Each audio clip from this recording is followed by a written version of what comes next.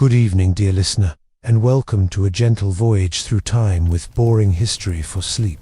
Tonight, we invite you to leave behind the hum of the modern world and step into the ancient land of Sumer, a place where the Tigris and Euphrates rivers wove a cradle for humanity's first cities some 5,000 years ago. This is a world of shimmering marshes and towering mud brick ziggurats, of labor and devotion, of stories etched in clay and whispered to the gods. Over the next 4 hours, we'll wander through the lives of Sumer's people, lits, weavers, priests, traders, and kings, unfolding their days and dreams in a way that soothes the mind and eases you toward rest. Picture yourself nestled in a soft, quiet space, the weight of the day slipping away like sand through your fingers. Let your breath deepen, your shoulders soften, and your thoughts drift freely, unmoored from the present. There's no need to grasp these tales tightly. They're designed to flow over you, steady and warm, like the current of a river under starlight. We'll explore 15 facets of Sumerian life, each a window into a world both alien and foundational. Our journey begins in the marshes, where you'll stand as a reed weaver,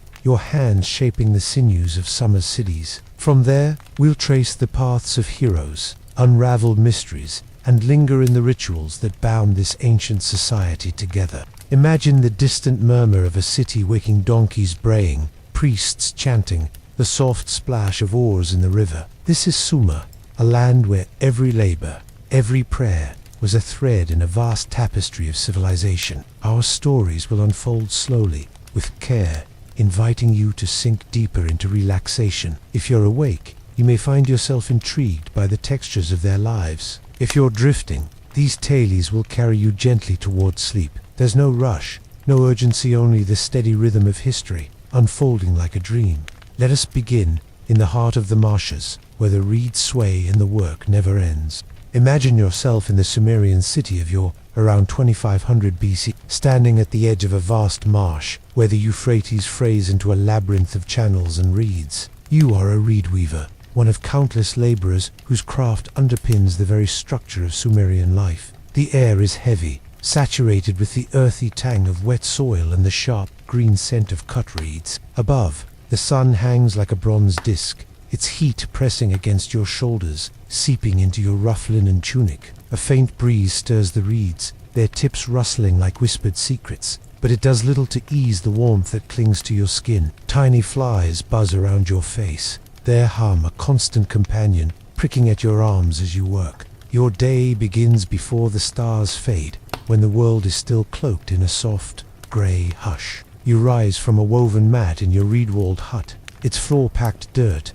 its air thick with the smoky residue of last night's hearth. The hut is modest, its walls woven by your own hands, sturdy yet permeable to the damp chill of dawn. Your family sleeps nearby your spouse, your children there, soft breaths mingling with the distant croak of frogs. You move quietly, careful not to wake them, and kneel by the hearth to eat. Breakfast is a bowl of barley porridge, its texture gritty, flavored with a pinch of salt and a few withered dates. You chew slowly, savoring the small sweetness, knowing the day's labor will demand every scrap of strength. With a sickle slung over your shoulder, its blade dulled but sharp enough for reeds, you step outside. The path to the marsh is familiar, worn smooth by countless feet. Your sandals sink into the cool, sucking mud, each step a reminder of the land's hold on you. The marshes stretch before you, a sea of green stalks swaying in the morning light, some towering twice your height. These reeds are Sumer's lifeblood,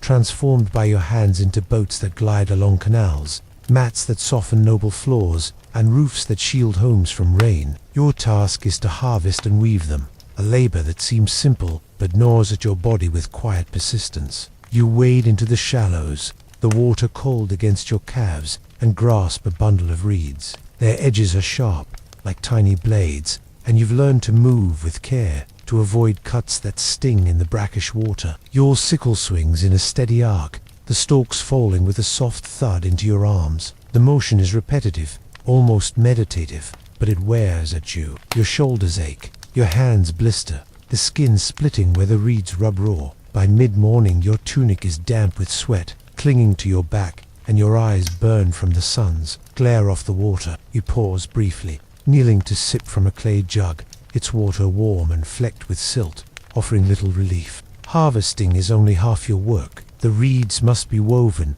a task that demands precision and patience. You settle on a patch of dry ground, the earth cool beneath you, and begin to sort the stalks by length and thickness. Your fingers, calloused from years of this work, move with a rhythm born of habit, braiding the reeds into tight, sturdy cords. These cords will form the hull of a fishing boat, perhaps, or a wall for a granary. The process is slow, deliberate. A single misstep could unravel hours of effort, drawing the sharp gaze of your overseer. He stands nearby, a tablet in hand, stylus scratching your quota into clay. His presence is a quiet pressure, his voice curt when production lags. You've heard of weavers sent to labor in the king's fields for falling short, their families left to scrape by. Such fates are spoken of in whispers, their weight settling like dust over the marsh. One morning, as you weave, a shadow falls across your work. A temple official, clad in a fringed robe, approaches, his sandals crunching on the dry earth. He's come to collect reeds for a new shrine to Nana,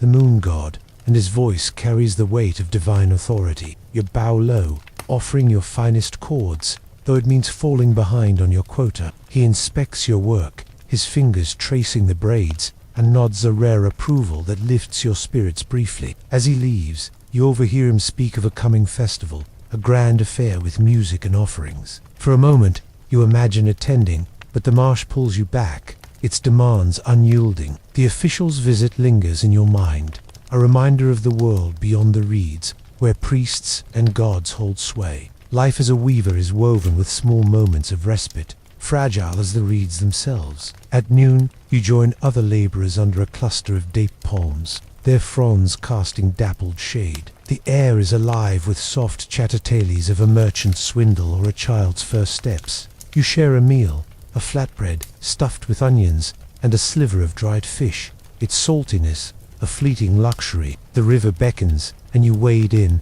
splashing water on your face and arms, the coolness easing the burn of the sun. These moments are brief, stolen from the day's grind, but they bind you to your fellows, a quiet thread of community amid the toil. Once a year, the marsh grows quiet as the festival of Inanna, goddess of love and war, draws near. You're granted a rare day to join the city's procession, a chance to escape the reeds. The streets of yore are alive with color garlands of timber, dancers in linen skirts, the scent of roasting lamb drifting from temple courtyards. You stand at the crowd's edge, clutching a small clay offering, your heart stirred by the priest's chants. Yet even here, your labor follows. The boats carrying festival goods, the mats beneath the altars, they bear the mark of your hands. As the day ends, you return to the marsh, the festival's joy a faint echo, your sickle waiting for dawn. The constant struggle of your life mirrors the pulse of Sumer itself. Taxes are a heavy yoke, claimed by the temple or palace in the form of your woven goods, or a share of your small garden's yield. Falling short could bind you to a nobice estate, your freedom traded for debt. The marshes, too, harbor quiet dangers. Fevers rise from the stagnant waters, sweeping through villages, leaving empty mats where families once gathered. These losses are mourned with clay figurines buried in the earth, a silent plea to the gods. Yet you endure, your days a cycle of labor and rest, your hands weaving the sinews of summer cities. Reeds were more than a craft. They were the backbone of Sumerian society. Boats of woven stalks carried grain to markets, linking Ur to Eridu and beyond. Reed mats lined the homes of both peasants and priests, their patterns a humble art. Even the great symbols of divine power rested on foundations stabilized by reed bundles, sunk deep into the marshy soil. Your work, though lowly, touched every corner of Sumer, a fact you rarely consider amid the ache of your labor. The marshes themselves were a world apart, their channels navigated by boatmen, their edges home to herders and fishermen, all bound by the same relentless rhythm. As the sun dips low, painting the sky with streaks of amber, you trudge home, your bundle of finished cords slung across your back. The city of hums around you, merchants, bartering, children darting through alleys, the faint chant of priests rising from the ziggurat's peak. You reach your hut, your family waiting, their faces lit by the flicker of an oil lamp. You sink onto your mat, the ache in your bones, a familiar companion, and close your eyes, the marshes rustle fading into the night. Tomorrow, the reeds will call again, their demands as eternal as the rivers that feed them. This life, so distant from our own, was the foundation of Sumer's greatness, its people bound to the land and its endless cycles. But beyond the marshes, other figures left their markings whose names echo through time,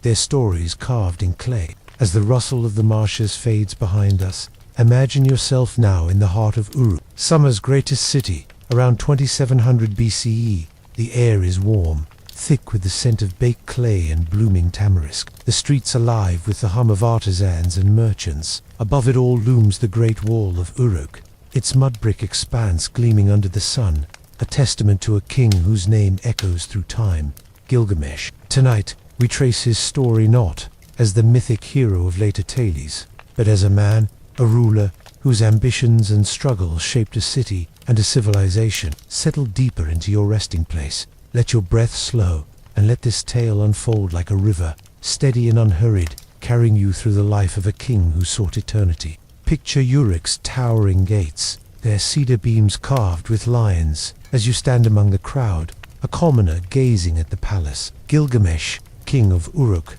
is said to be two-thirds divine, a claim whispered in awe, but met with weary sighs by those who labor under his rule. He is young, broad-shouldered, his bronze armor polished to a sheen, his eyes sharp with restless energy. The city is his creation, its walls and temples raised by his command, but his ambition comes at a cost. The people murmur of endless labor, of sons pressed into building projects, their lives spent piling mud brick under the relentless sun. Yet Gilgamesh is no distant tyrant. He walks among his people, his presence commanding, his laughter loud in the marketplace, though his demands weigh heavy. Gilgamesh's early reign was marked by vigor and vision. Uruk, already a hub of trade and faith, grew under his hand. He ordered canals dug to tame the Euphrates floods, their banks lined with date palms whose shade offered respite to farmers. Temples rose to Inanna and An, their altars piled with offerings of barley and lambs, their priests chanting in the cool dawn. These works brought glory, but they demanded sweat and sacrifice. Imagine the laborers, their hands caked with clay, hauling bricks to the ziggurat's base, their families waiting for them in reed-roofed homes. The king's vision was grand, but its price was paid by those whose names were never carved in clay. One tale, half legend, half truth, tales of Gilgamesh's encounter with a wild man shaped by the gods to temper the king's arrogance. Picture Enkidu, his hair matted, his body strong from a life among gazelles, stepping into Uruk's dusty streets. The two meet in a wrestling match, their struggle shaking the city's heart, dust rising like a storm. They grapple, not with malice, but with the force of two rivers colliding, until exhaustion binds them as friends. Enkidu's presence softens Gilgamesh, or so the bards say, turning his gaze from conquest to camaraderie. They share meals of roasted goat, their laughter echoing in the palace, a rare moment of equality in a world of hierarchies. This friendship, woven into Sumer's stories, became a cornerstone of Gilgamesh's legacy, a reminder that even kings seek connection. Yet Gilgamesh's ambitions stretched beyond Uruk's walls. He led campaigns against rival cities, seeking cedar from distant Lebanon or tribute from Elam's plains. Imagine the march of his army spearmen in leather, chariots rattling over baked earth, their wheels creaking under the weight of ambition. These wars brought wealth, but also loss. Fields lay trampled, their harvests claimed by soldiers. Villages mourned sons who did not return, their absence a quiet wound. Gilgamesh, standing atop a hill, surveyed the aftermath, his victories bittersweet. The spoils gold, captives, timber filled Uruk's coffers, but the cost was etched in the faces of his people, their lives reshaped by the king's dreams. One such campaign, sung by later poets, took Gilgamesh to the cedar forest, guarded by the monstrous hunt. Picture the journey, a caravan winding through rocky the air sharp with pine, the men's breath visible in the mountain chill. Gilgamesh, with Enkidu at his side, faced Humbabanat, a beast, perhaps, but a rival chieftain, his lands rich with timber Uruk craved. The clash was fierce, its echoes lost to time, but the cedars fell, their trunks hauled back to build temple doors and royal The forest's loss was Uruk's gain, but the gods, it was said, frowned on such hubris. The tale, told by firelight, grew into myth, its truths buried beneath layers of story. Gilgamesh's later years turned inward, toward a deeper question: mortality. The loss of Enkidu, struck down by illness or fate, left the king on. Imagine him pacing the palace at night, the oil lamps flickering, his thoughts heavy with the fragility of life. He sought immortality,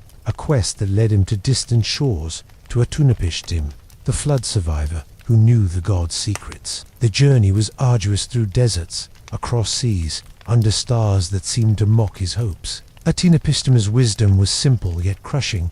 No man escapes death. Gilgamesh returned to Uruk, his heart tempered, his legacy not in eternal life but in the city he built, its walls standing long after his breath faded. Uruk, under Gilgamesh, was more than a city. It was a beacon of Sumerian ambition. Its walls, set to span miles, were a marvel, their bricks fired in kilns fed by the labor of thousands. The inner temple, dedicated to Inanna, glittered with lapis lazuli, its priests weaving politics with prayer. Markets bustled with traders from Dilmun and Margan, their boats laden with copper and pearls. Gilgamesh's reign, whether real or embellished, marked a peak in summer's story, a time when its cities rivaled the heavens. Yet this greatness rested on the toil of weavers, farmers, and scribes, their lives the unseen foundation of his glory. As Gilgamesh's tale fades into legend, carved on tablets for scribes to ponder, we see a man both mighty and mortal, his ambitions a mirror of summer's own. His story,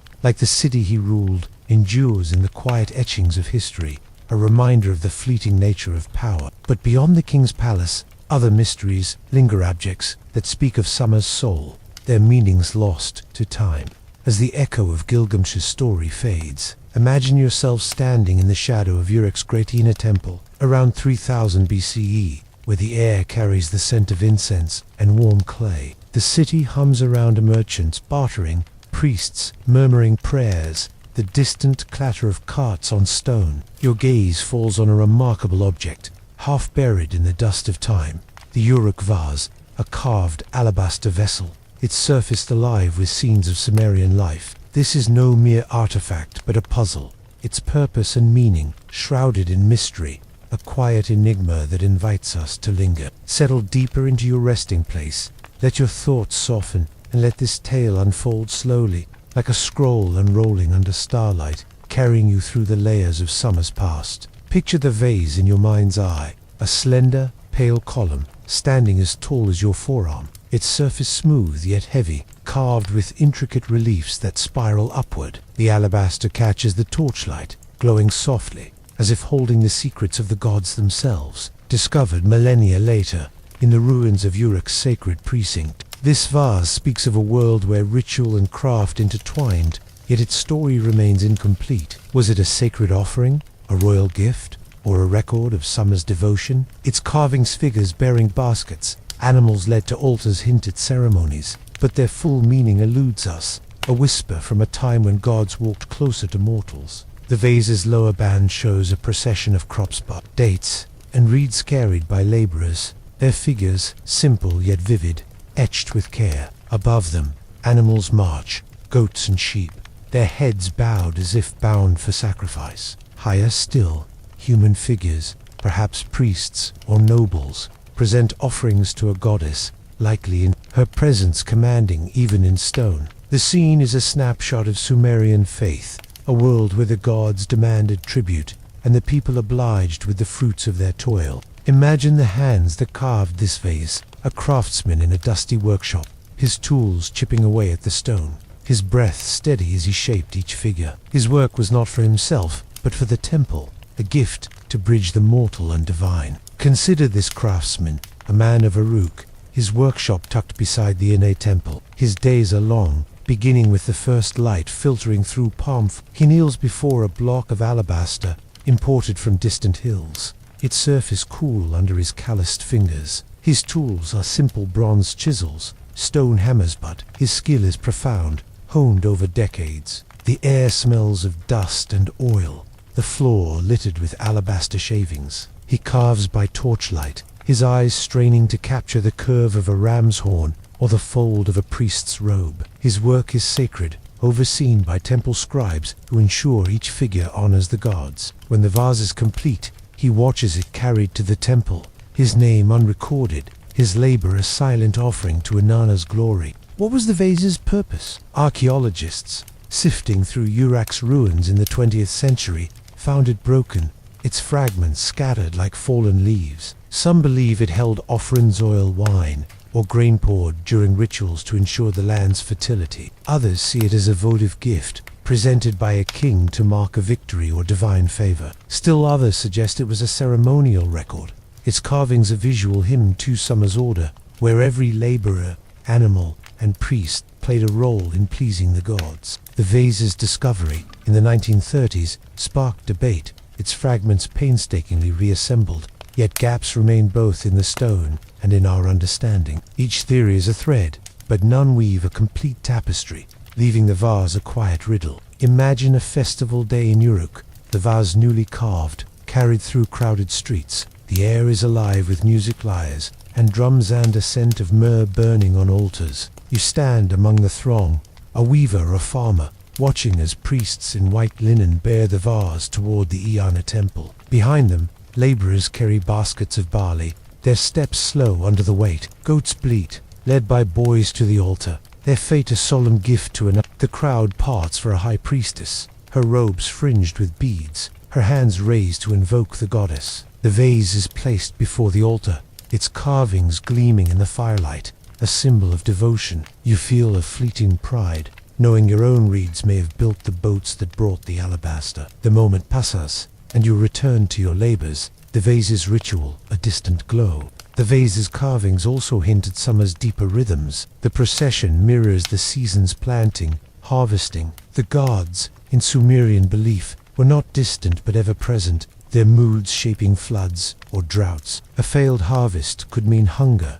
a reality felt in empty bowls and silent homes. The vase, then, was more than art. It was a prayer in stone, a hope that the gods would smile on Uruk's fields. Yet its mystery lies in its silence. Unlike later tablets, it bears no writing to explain its scenes, no names to anchor its figures. Was the goddess Inanna, or perhaps Ninya Sog, mother of life? Were the animals sacrificed, their lives given to ensure prosperity? These questions linger, as soft and unresolved as a dream. The Uruk vase is one of summer's earliest masterpieces, a bridge between art and faith. Other artifacts seals, statues echo its style, their figures rigid yet expressive, carved to honor gods or kings. Sumerian rituals, centered in temples, were the heartbeat of society, binding farmers to priests, laborers to nobles. The Iane temple, where the vase likely stood, was a city within a city, its storehouses filled with grain, its scribes recording every offering. The vase's discovery near this temple suggests its importance, perhaps used in annual rites to renew the land's bounty. Its alabaster, rare and costly, speaks of Uruk's wealth, tied to trade routes stretching to distant mountains, yet its fragility broken by time or conquest reminds us of summer's own impermanence, its cities eventually reclaimed by dust. Picture the 1930s, when archaeologists, sweating under Iraq's sun, uncovered the vase's fragments in Uruk's ruins. They knelt in the sand,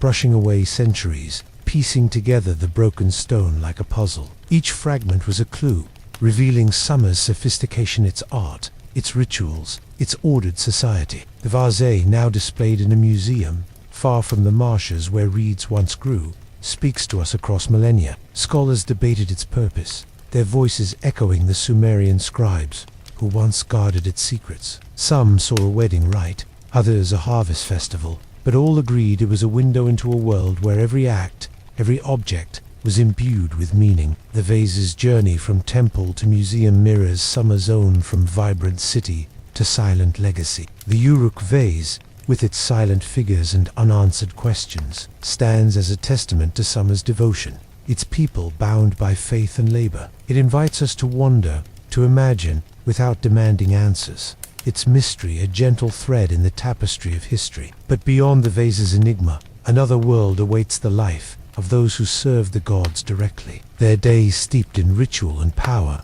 As the mystery of the Uruk vase lingers like a whisper in the dust, imagine yourself now stepping across the threshold of a temple in your around 2500 BCE. The air is cool, heavy with the scent of myrrh and burning sesame oil, the walls of baked mud brick glowing under flickering torchlight. You are a priest, not a laborer toiling in the marshes, but a figure of reverence, clad in fine linen, entrusted with bridging the mortal world to the divine. Your life is one of ritual and power, yet bound by duties as unyielding as the river's flow. Settle deeper into your resting place, let your breath ease, and let this tale unfold slowly, like incense curling through the air, carrying you through the sacred rhythms of a Sumerian priest's world. Picture yourself standing in the temple of Nana, the moon god, its courtyard bustling yet hushed, a place where every step feels weighted with meaning. Your robe, fringed with beads, brushes against the stone floor, its weave far softer than the coarse tunics of weavers or farmers.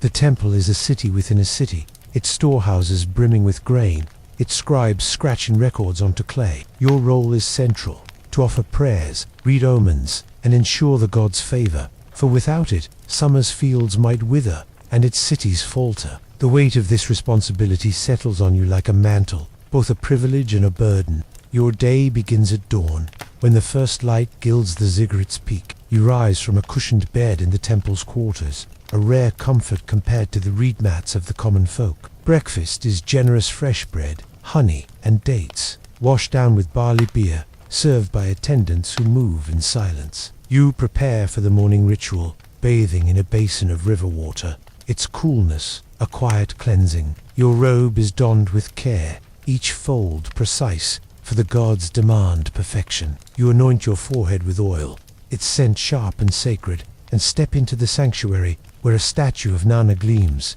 its eyes of lapis lazuli seeming to watch your every move. The morning ritual is your first duty, a ceremony to greet Nana's light. Imagine the sanctuary, its air thick with incense, the walls carved with scenes of stars and bulls. You carry a clay bowl filled with barley and dates, your steps slow as you approach the altar. Other priests join you, their voices rising in a chant, low and rhythmic, like the pulse of the river. You place the offerings before Nana's statue, murmuring prayers etched in your memory since childhood. The act is solemn, yet routine, a daily plea for the gods' favor. Attendants bring a lamb, its wool soft under your hand, and you guide it to the altar. Its life is offered swiftly, its essence a gift to the divine, ensuring the city's prosperity. The moment passes quietly, the temple's work continuing as the sun climbs higher. Your role extends beyond rituals. As a priest, you oversee the temple's vast holdings fields,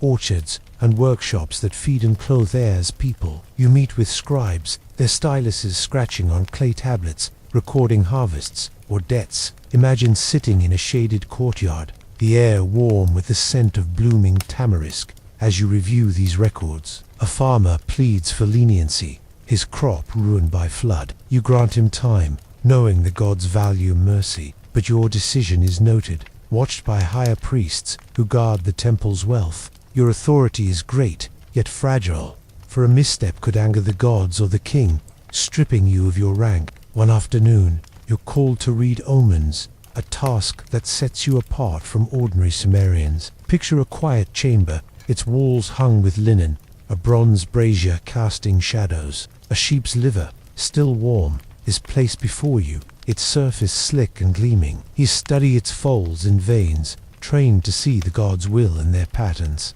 A blemish here, a curve there each, a message from Nana. Your voice is steady as you interpret, a bountiful harvest, perhaps, or a warning of unrest. The nobles who summoned you nod, their faces unreadable, but their decisions war, trade, or marriage will hinge on your words. The weight of this moment lingers, a reminder that your life, though privileged, is tethered to divine caprice. Your life contrasts sharply with the weaver's toil, yet it is not without struggle. The temple is a world of politics, where rival priests vie for favor, their whispers as sharp as reeds. You navigate these currents with care, your words measured, your alliances delicate. The gods to demand constant attention. A failed ritual, a misread omen, could bring divine wrath, floods, droughts, or silent fields. Such failures have seen priests cast out, their names erased from temple records, their families left to fend alone. These fates are spoken of quietly, their lessons a shadow over your days. The temple was summer's heart, not just a place of worship but a hub of power and economy.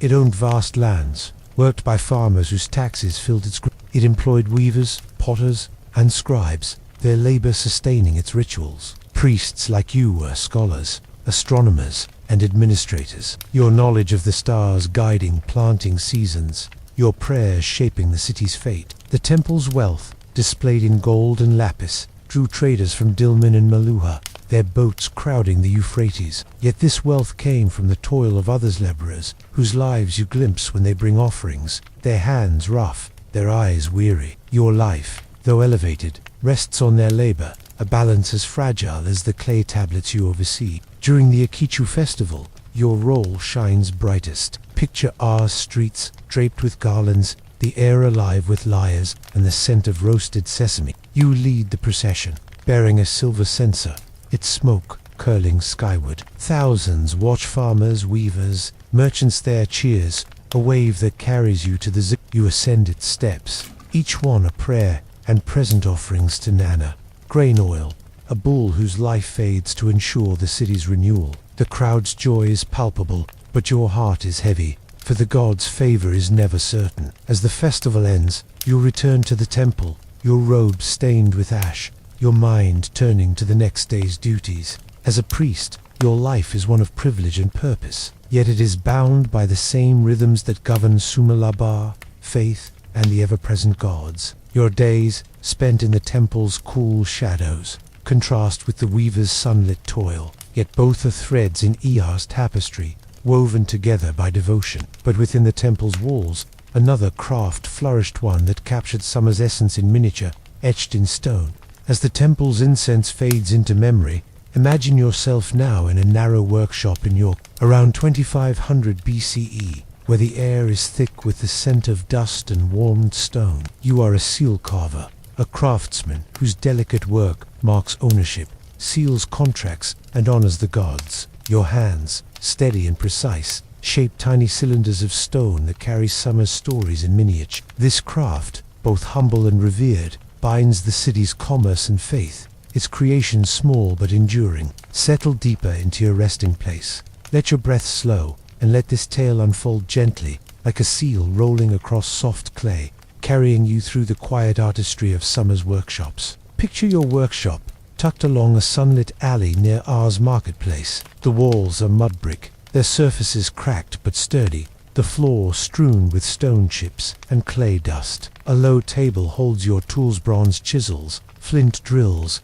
and a polished stone for grinding. Above you, a reed awning filters the sun, casting dappled shadows across a small cylinder of lapis lazuli, its deep blue flecked with gold. This is your canvas, no larger than your thumb, yet destined to bear intricate designs, a god's profile, a lion's roar, or a banquet's quiet grace. Your work is vital, for these seals, rolled across clay tablets, mark a merchant's goods, a noble's pledge, or a temple's blessing. Your day begins early, as the city stirs with the bray of donkeys and the chatter of traders. You rise from a woven mat in a corner of the workshop, your home and workplace one. Breakfast is simple, barley bread and a sip of date-sweetened water, eaten while you inspect your tools, their edges honed by years of use. You settle at your table, the lapis cylinder cool under your fingers, and begin. The work is slow, deliberate. A single slip could ruin days of effort. You carve with a flint drill, its tip spinning to etch tiny lines, each curve a prayer for precision. The air grows warm, the scent of stone dust mingling with the faint temps of oil from a nearby lamp. Your eyes strain, but your hands move with a rhythm born of practice, shaping a scene of Inanna, her star-crowned head emerging from the stone. One morning, a priest arrives, his robe fringed with beads, his voice soft but commanding. He seeks a seal for the temple of Nana, to mark offerings of grain and oil. You bow, feeling the weight of his request, and select a cylinder of carnelian, its red glow warm in the sunlight. The design must depict Nana's crescent moon, flanked by worshippers, a task that will take weeks. You work late into the night. The lamps flicker, casting shadows, your fingers cramped but steady. The priest returns to inspect your progress, his nod a quiet approval that fills you with pride. When the seal is complete, it's carried to the temple, rolled across clay to dedicate offerings, your craft a silent bridge to the divine. The moment lingers, a rare connection to the world beyond your workshop. The craft of seal carving is more than art. It's a language of trust. Merchants use your seals to mark jars of wine or bales of wool, ensuring their goods are safe from tampering. Scribes press them into tablets, binding contracts for land or marriage. Temples rely on them to track offerings, each impression a vow to the gods. Your work requires mastery of stone, lapis, carnelian, and machiche, each chosen for its beauty and durability. He polished the cylinder with sand, its surface gleaming like a river under moonlight, then etched scenes drawn from summer's heart, gods, kings, or mythic beasts. The process is painstaking. Your day is a cycle of carving, polishing, and checking, yet there's a quiet satisfaction in seeing a seal complete, its design crisp when rolled across clay. Your workshop is not yours alone. Picture a young apprentice, a boy of 12, his hands still soft, learning at your side. He sweeps the floor, grinds pigment, and watches your every move, his eyes wide with ambition. You teach him to hold the drill, to feel the stone's resistance, to carve a simple reed bundle as his first task. His early attempts are clumsy, the lines uneven, and you correct him gently, recalling your own years of trial. One day, he carves a star, its points sharp, and you nod, a silent passing of knowledge. He dreams of crafting seals for kings, but you know the truth. Most of your work serves merchants or scribes, its beauty practical, its maker unnamed, yet you guide him, your voice low, the workshop a haven of shared purpose. The life of a seal carver, though skilled, is not without struggle. The workshop is hot in summer, cold in winter, its reed roof leaking during rare rains. Your hands ache from years of gripping tools, your eyes tire from squinting at fine lines. Orders come with deadlines, and a flawed seal could mean lost work or a noble scorn. You've heard of carvers sent to labor in fields for failing to please, their tools taken, their craft abandoned. These fates are whispered in the market, a caution to keep your work flawless. Yet the gods, to all watch over you. A poorly carved seal, used in a temple, might anger Nana or Inanna, bringing drought or discord to the city. Such thoughts linger as you carve, your hands steady despite the weight. Seals were summer's signature, a mark of identity in a world without paper or locks. They began as simple stamps, pressed into clay. But by your time, cylinder seals rolled intricate designs, their scenes a mirror of summer's soul. Temples used them to record offerings, merchants to secure trade, nobles to claim status. Some seals bore myths: Gilgamesh, wrestling lions, Enki, calming waters. Others showed daily life, like weavers or farmers. Your craft linked your two distant cities, as seals traveled with traders to Dilmun or Elam, their impressions found on tablets far from summer's rivers. The stones you carve, sourced from mountains beyond the horizon, tie you to a vast network, though you rarely leave R's walls. Your work, though small, endures, its impressions found millennia later, a testament to summer's ingenuity. One evening, a merchant visits, his cloak dusty from a journey to Lhasa. He seeks a seal to mark his olive oil jars, bound for Dilmun's markets. You choose a hematite cylinder, its dark sheen perfect for his needs, and carve a scene of boats on the Euphrates, their sails taut. The merchant shares tales of his travel storms at sea, bandits in the hills. His voice, a low hum as you work. When the seal is done, he tests it, rolling it across a clay tablet, the image sharp and clear. He pays you with a small sack of barley and a bronze ring, a fair trade in a city where grain is as precious as gold. As he leaves, you feel a quiet pride, knowing your seal will travel where you cannot, a fragment of your carried to distant shores. The craft of seal carving, though exacting, weaves you into summer's tapestry, your work a quiet thread in its commerce and faith. Each cylinder, polished and carved, carries a piece of the city's soul, its impressions lasting long after your hands rest. But beyond the workshop's walls, another marvel rises, a structure that towers over you, a testament to its gods and its people. As the delicate art of seal carving fades into the hum of R's workshops, imagine yourself now standing at the base of a towering monument, around 2100 BC, in the heart of the city of Ur.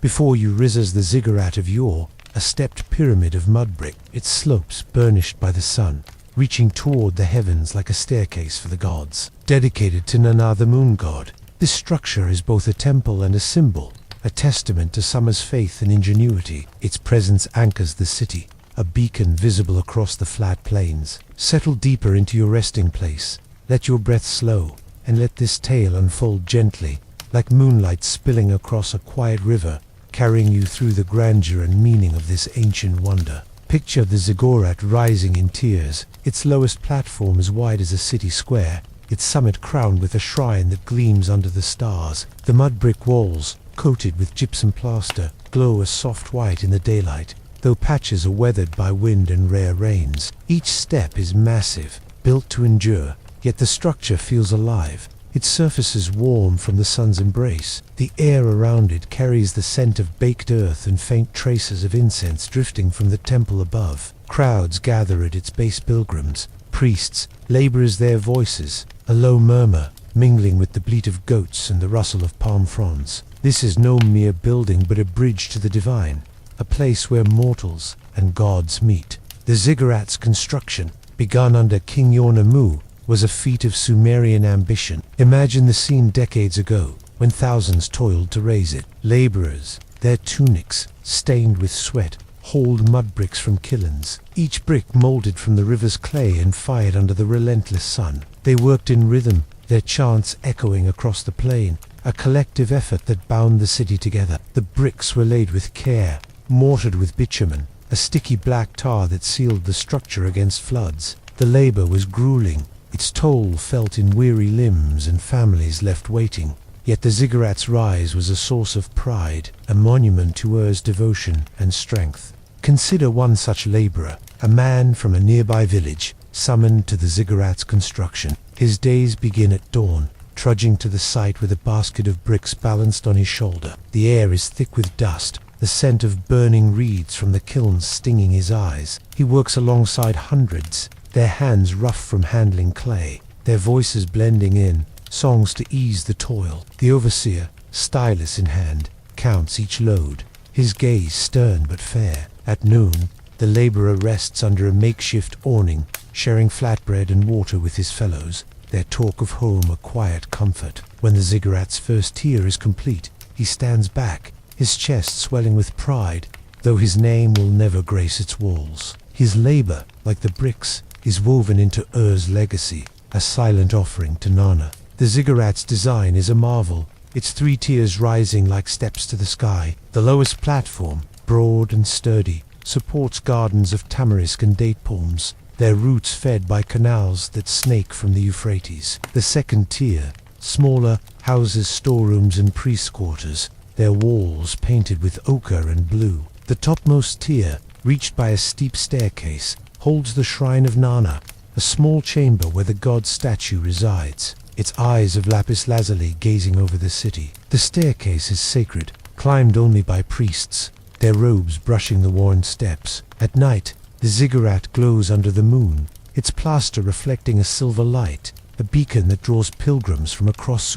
Imagine a pilgrim, a farmer from a distant village, arriving at your Tuana Nana.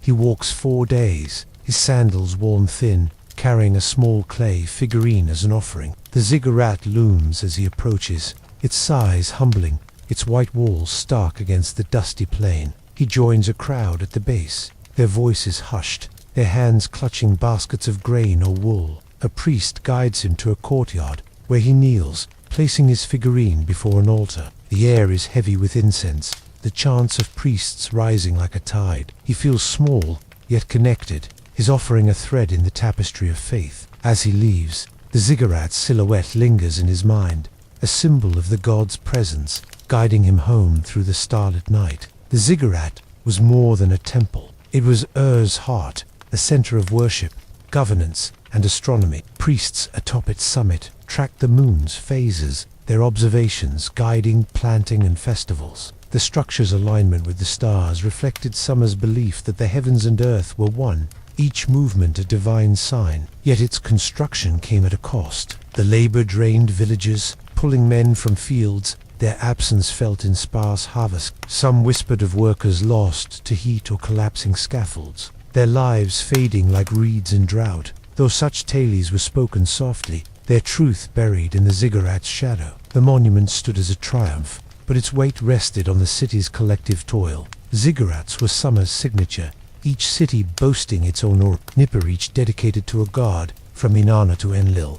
They were not just religious sites but economic hubs, their storehouses filled with tribute, their priests doubling as administrators. The ziggurat of Ur, built around 2100 BC, was among the grandest. Its restoration by later kings, a testament to its enduring power. Its mud brick core, stabilized by reed mats, was a marvel of engineering, designed to withstand floods and time. Pilgrims came from afar, their offerings swelling the temple's wealth, while scribes recorded every transaction on clay. The ziggurat's shadow fell over markets and homes, a constant reminder of the god's presence and the city's unity. Picture a priest, perhaps the one from our earlier tale, ascending the ziggurat at dusk for a nightly ritual. He climbs the steep staircase, his breath steady, his robe catching the evening breeze. The city spreads below, its lamps flickering like stars, the Euphrates a silver ribbon in the twilight. At the summit, he enters the shrine, its walls cool and dark,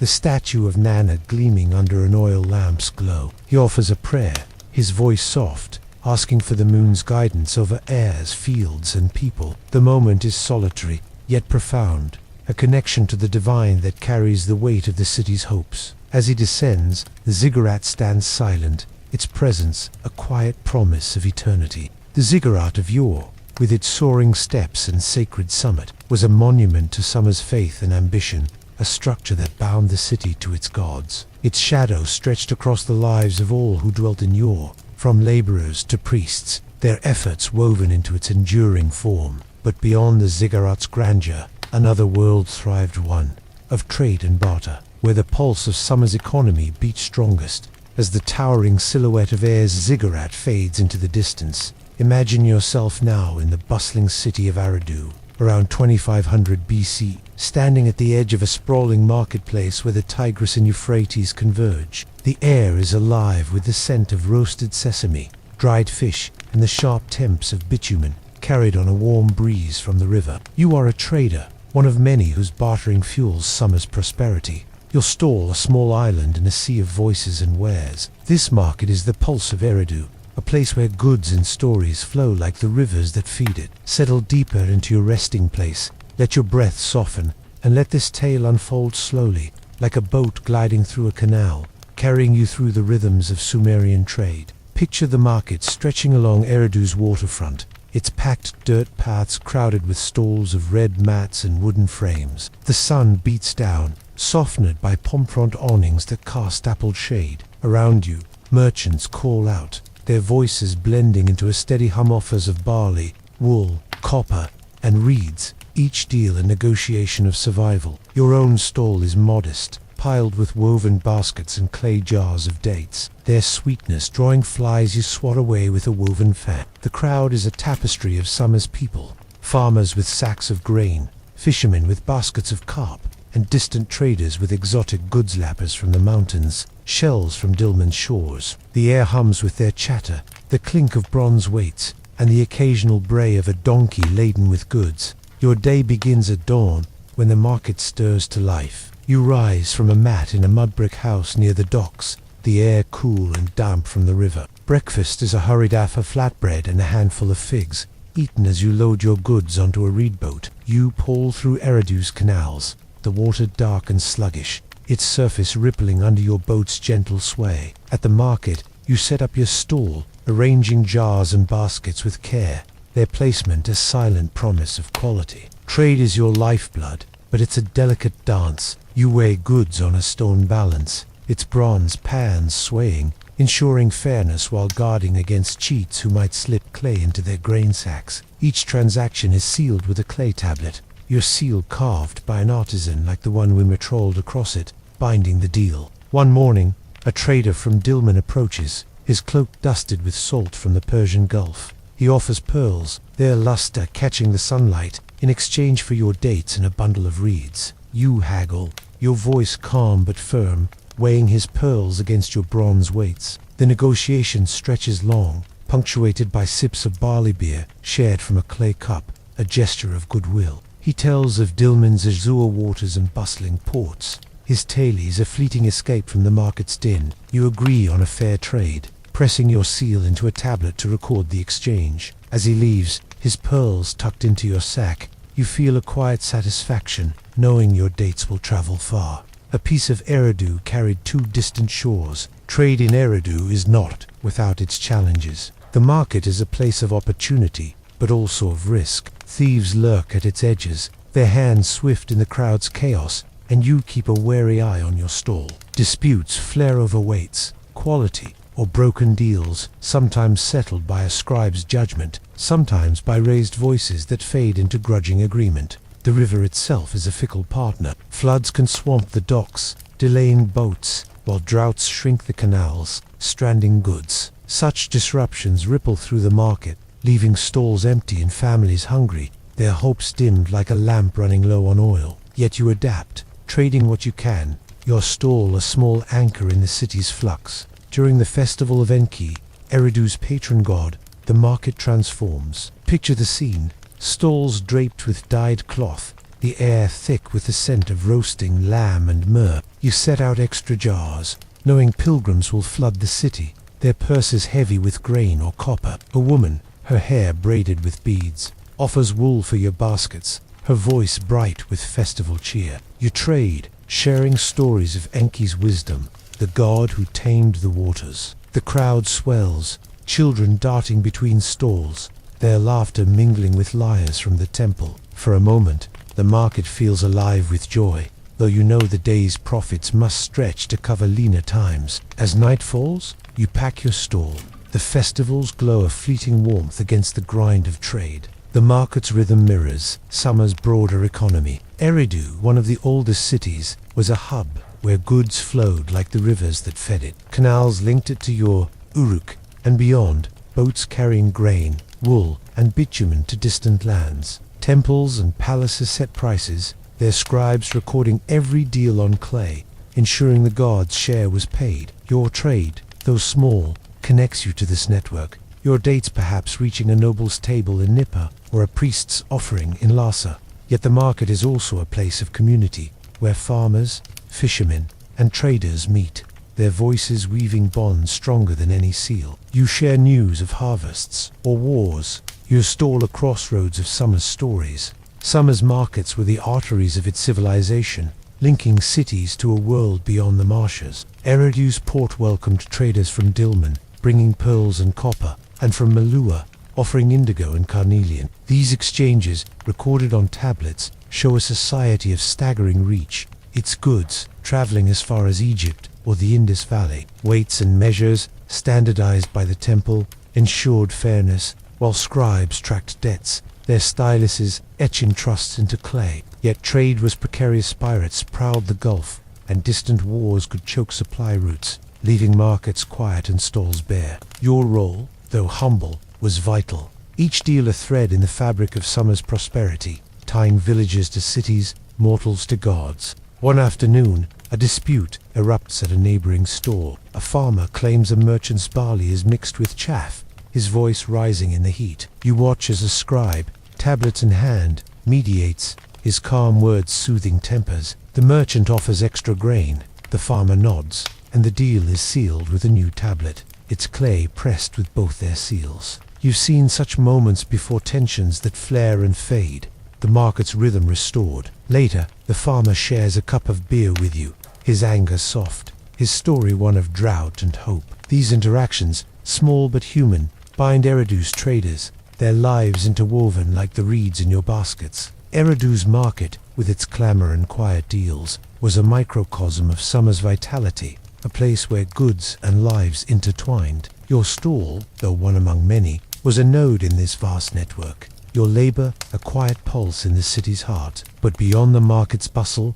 another world awaits, one of gods and creation, where stories shaped summer's soul. As the clamor of Eridu's market fades into a distant hum, imagine yourself now seated by a flickering hearth in your around 2500 BC, the night air cool and heavy with the scent of tamarisk smoke. Around you, a storyteller's voice rises low and rhythmic, weaving a tale older than the city itself, the myth of Enki and Nina Sag, gods who shaped the world and its people. This story, etched on clay tablets and whispered in summer's homes, is a tapestry of creation, love, and struggle, a reflection of the land's own cycles of flood and bloom. Settle deeper into your resting place. Let your thoughts drift, and let this tale unfold gently, like a river winding through a verdant plain, carrying you through the myths that bound summer's soul. Picture a time before time, when the world was young and the gods walked the earth. Enki, the god of water and wisdom,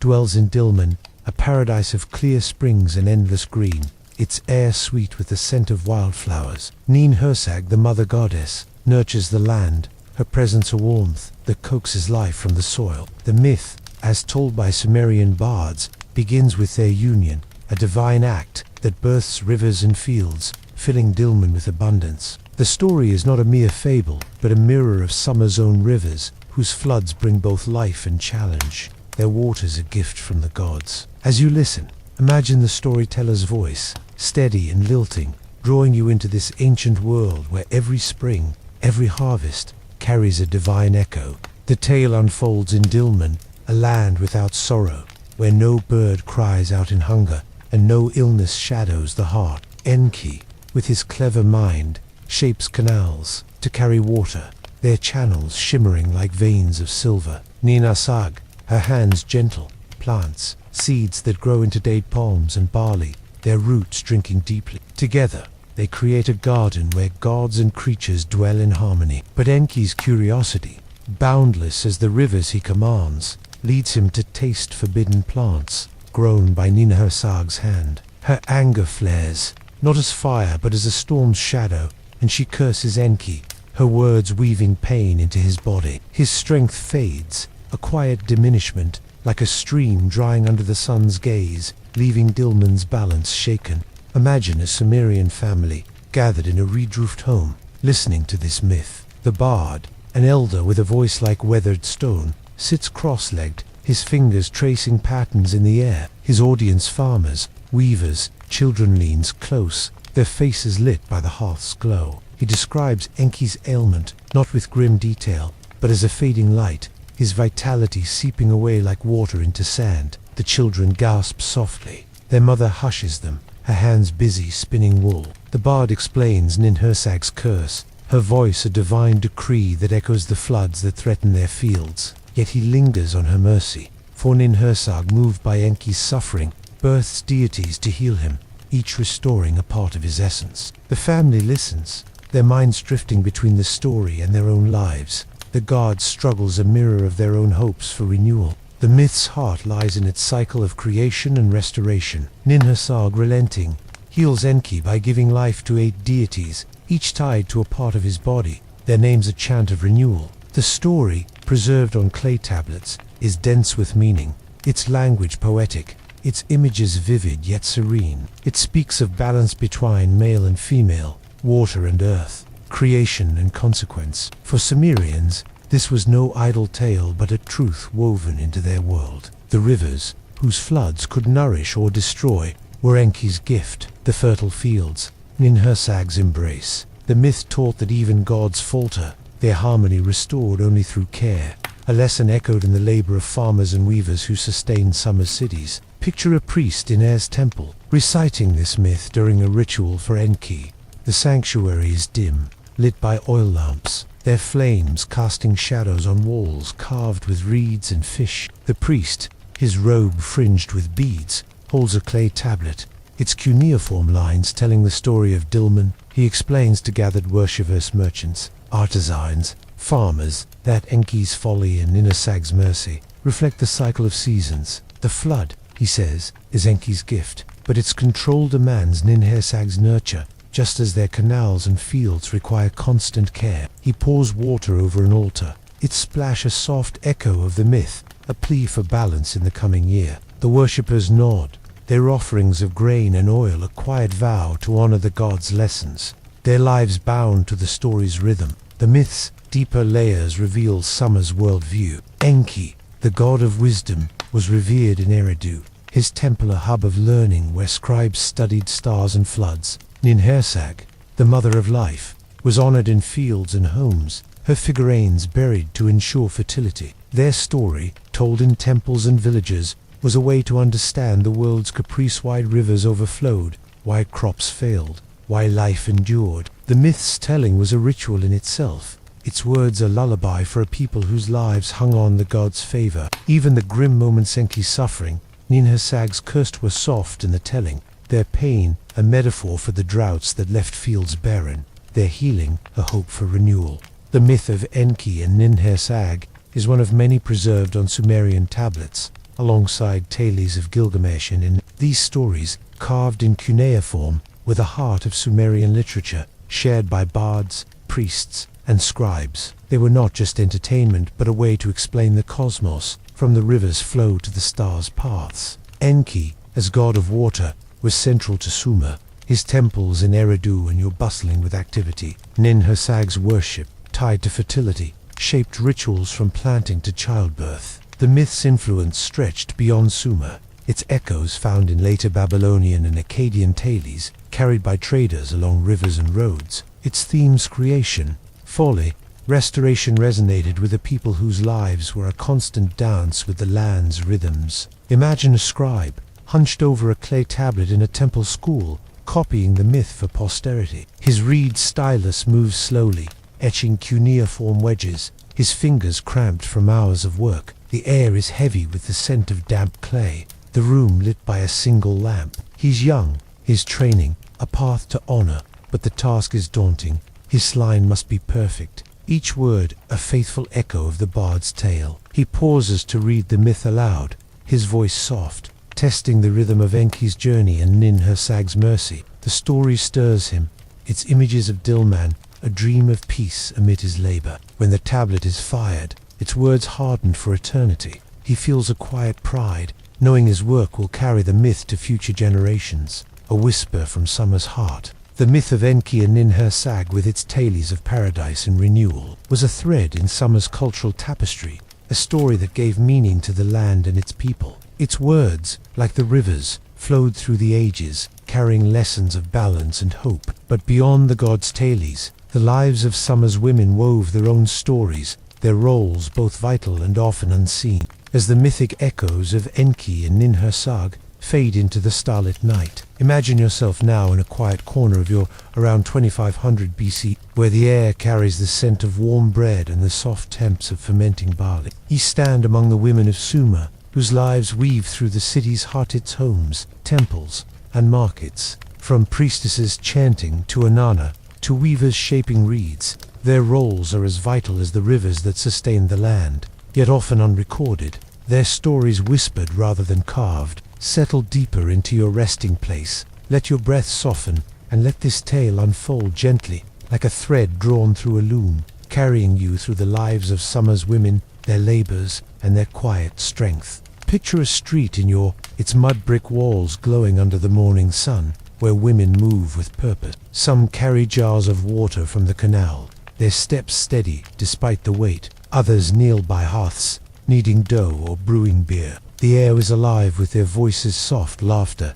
a child's name called the rhythmic creak of looms. These women are the backbone of Sumer, their work sustaining families and temples alike. Unlike the men who dominate the scribes' tablets, their lives are less visible, yet their influence ripples through the city, from the humblest hut to the grandest shrine. Their days, like yours in this moment, are a steady rhythm of duty and care, woven into the fabric of Er's existence. Consider a woman named Shubad, a weaver in a modest home near Er's canal. Her day begins at dawn, rising from a reed mat beside her sleeping children. The air is cool, the scent of damp earth seeping through the walls. She lights the hearth, its smoke curling upward, and prepares breakfast barley porridge with a drizzle of date syrup, shared with her family in quiet moments before the day's work begins. Her loom, a simple frame of wood and reed, waits in the corner, its threads taut with half-finished cloth. She weaves linen for tunics, her fingers deft, despite the calluses, each pass of the shuttle a small act of creation. Her cloth may clothe the farmer or grace a temple altar, its quality a point of pride in a city where textiles are as precious as grain. One morning, Shubad carries her finished cloth to the market, her basket heavy on her shoulder. The streets are bustling, the air thick with the scent of roasted fish and blooming. She sets her wares beside other women porters with clay jars, brewers with vats of beer, their voices blending in a soft hum of trade. A merchant offers barley for her cloth, his weights clinking on a bronze scale. Shubat haggles, her tone firm yet calm, securing enough grain to feed her family for a week. As she barters, she shares news with a friend, their laughter, a brief respite from the market's demands. The cloth, woven over days, is now a currency of survival, her skill a quiet power in ER's economy. She returns home, her basket lighter, her heart steadied by the day's small victories. Beyond the home, some women held roles of greater prominence. In the temple of Inanna, priestesses like Enheduanna, daughter of King Sargon, wielded influence rare for their time. Picture Enheduanna in a sanctuary, her linen robe adorned with beads, her voice rising in hymns to Inanna, goddess of love and war. She is a poet, her words carved on clay, the first named author in history, her hymns chanted by torchlight, with tales of divine power, binding the city to its gods. Yet her life is not without constraint. She serves at the king's behest, her role a delicate balance of devotion and politics. Her presence in the temple elevates women's voices, though few others share her renown, their contributions woven into summer's shadows. Imagine a young priestess, newly dedicated to Nana's temple, preparing for a ritual. She rises before dawn, bathing in a basin of river water, its coolness a sacred cleansing. Her robe, white and fringed, is donned with care, each fold a prayer. In the sanctuary, she arranges offerings, barley oil, a lamb her hands steady, despite the weight of expectation. The air is heavy with myrrh, the statue of Nana gleaming under lamplight. She chants, her voice joining others, a low melody that echoes through the temple. The ritual is a plea for the moon's favor, for fields to yield and families to thrive. As she finishes, she feels the city's hopes resting on her, a burden softened by the community of priestesses who guide her, their sisterhood a quiet strength. The lives of Sumerian women were shaped by both opportunity and limitation. In markets, they brewed beer, a staple of summer's diet, their vats bubbling with fermented barley, its sharp scent filling courtyards. In homes, they raised children, teaching them to weave or fish, their lessons a thread of continuity. Yet their world was governed by men, fathers, husbands, priests whose laws bound them to marriage contracts or temple duties. Childbirth, a sacred act, carried risks, its challenges met with herbs and prayers. Though some mothers faded like stars at dawn, their absence mourned in quiet rituals. These realities were part of the rhythm of life, accepted with resilience, their weight soft by the bonds of family and community. Sumerian women, though rarely named in tablets, were integral to the city's fabric. Legal records show them owning land, trading goods, or serving as midwives, their skills valued in a society built on labor. Priestesses, especially, held power, managing temple estates or composing hymns like Enheduanna's, which survive on clay. Marriage contracts granted some women rights to property, though divorce or widowhood could leave them vulnerable, reliant on kin or temple charity. Their work spinning, brewing, healing sustained summer's economy and culture, yet their stories were often unwritten, preserved in the patterns of their textiles or the songs sung by their lives. From the humblest weaver to the highest priestess, were a quiet force, shaping ours days as surely as the rivers shaped its fields. Picture a midwife, her hands skilled from years of guiding births, called to a home at dusk. The air is warm, the scent of olive oil and herbs filling the small room. She kneels beside a laboring woman, her voice soft, offering words of comfort and a poultice of mint to ease the pain. The family waits outside, their prayers a low murmur, mingling with the cry of a newborn as it arrives. The midwife wraps the child in linen, her hands gentle, her heart steady, despite the risks she knows too well. She teaches the mother to bind the child close, their bond a new thread in summer's tapestry. As she leaves, the family offers her grain and a small amulet, a token of gratitude for her quiet skill, her presence a lifeline in the city's cycle of life. The women of Sumer, from weavers to priestesses, wove the unseen threads of their society, their labors and lives, a quiet symphony of resilience and care. Their stories, though rarely carved in clay,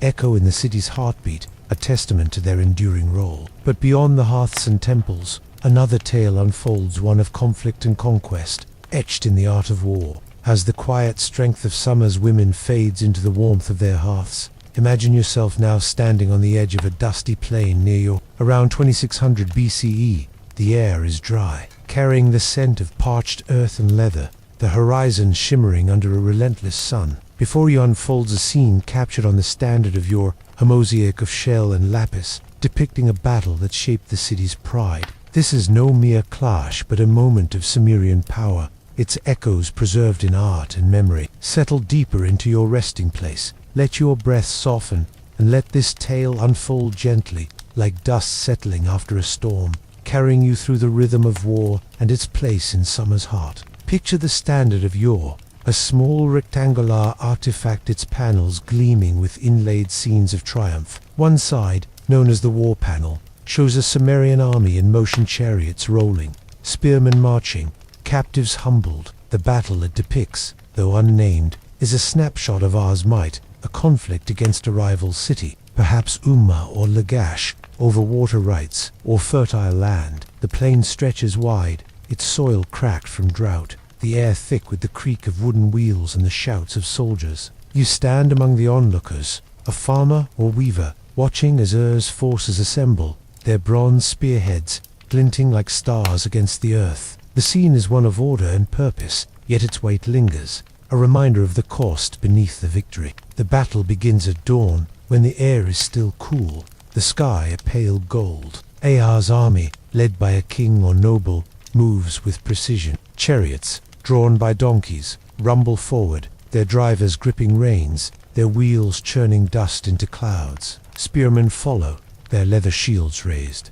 their steps steady despite the weight of fear. The enemy, clad in similar armor, stands across the plain, their own spears bristling like reeds in a marsh. The clash is swift, a tide of motion, spears thrust, chariots charge, the ground trembling under their weight. Lives are lost, their absence a shadow cast over villages, though the artisans who crafted the standard focus on triumph, not sorrow. The victorious return to Ur, their captives trailing behind, bound with ropes, their fate a quiet question left unanswered. Consider a charioteer, a young man chosen for his skill with donkeys, standing in his wooden cart as the battle looms. His hands are steady, gripping the reins, the scent of leather and sweat filling his nostrils. The chariot, built of wood and red, creaks beneath him, its wheels wobbling on the uneven plain. He drives toward the enemy, his heart a quiet drum, guided by a commander's shouts. His task is to break the enemy's line,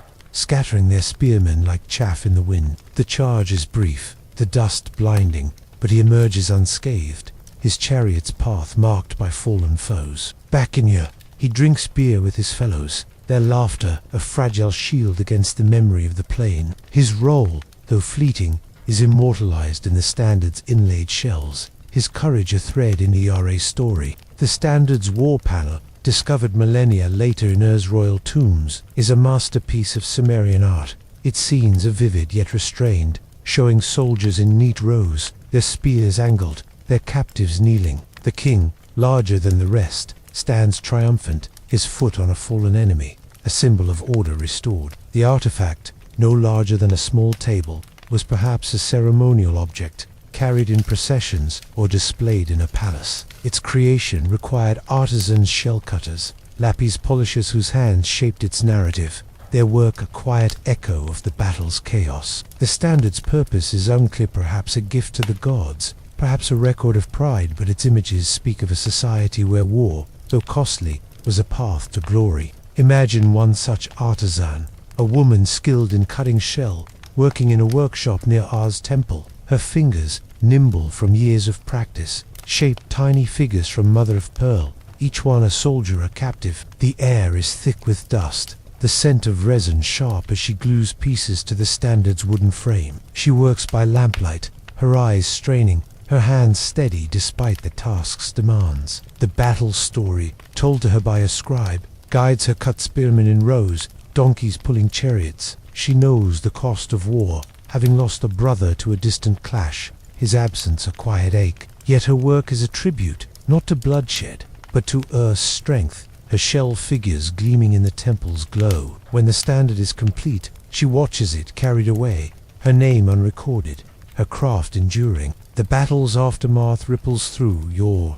Victorious soldiers return, their armor dented, their faces weary but proud. The city celebrates, its streets lined with garlands, the air heavy with the scent of roasted lamb and barley beer. Yet the victory is bittersweet. Villagers mourn those who did not return, their hearths empty, their families offering clay figurines to the gods in quiet grief. Captives, brought to your face, uncertain fates, some labor in fields, others serve in palaces, their lives reshaped like clay under a potter's hand. The Standard captures none of this, its focus on triumph, but the city feels the weight, its joy tempered by loss. The battle, though won, reminds all of war's cost, its echoes lingering in the rhythm of daily life. War was a constant in Sumer, its city-statue, the standard of yore, found in a royal tomb, reflects this reality. Its scenes a testament to military prowess. Sumerian armies, small but organized, relied on spearmen and chariots, their bronze weapons forged in city workshops. Battles were often brief, fought over canals or borders, their outcomes recorded on clay or stone. The Standard's war panel, with its orderly ranks, suggests a society that valued discipline, yet its presence in a tomb hints at a deeper purpose, perhaps a king's offering to the gods, ensuring his glory in the afterlife. War shaped Sumer's economy, too, bringing tribute but draining resources. Its toll felt in fields, left fallow and families diminished. Picture a family in a village outside Ur, waiting for a son who fought in the battle. Their heart is quiet, the hearths glow dim, the air heavy with the scent of dried herbs. The mother kneads dough, her hands trembling, while the father carves a clay figurine, a plea to Nana for their son's return. Days pass, and a neighbor brings news. The son fell, his life given to R's victory. The family mourns, their grief a soft chant, their figurine buried in the earth to guide his spirit. They join a festival to honor their victors, their hearts heavy but proud, their loss a thread in the city's tapestry. The Standard, displayed in the temple, glimmers with their son's sacrifice. Though his name remains unspoken, his story woven into Air's collective memory. The Standard of yore, with its vivid scenes of triumph, captures a moment of Sumerian strength, yet beneath its surface lies the quiet cost of war. Its artistry and order reflect a society that sought to master both earth and enemy, its legacy enduring in the clay and stone of Ur's ruins. But beyond the battlefield, another realm of Sumerian ingenuity thrived, one of numbers and healing, where the mind sought to understand the body and the cosmos. As the echoes of Air's battlefield fade into the dust of memory, imagine yourself now in a quiet courtyard in Nippur,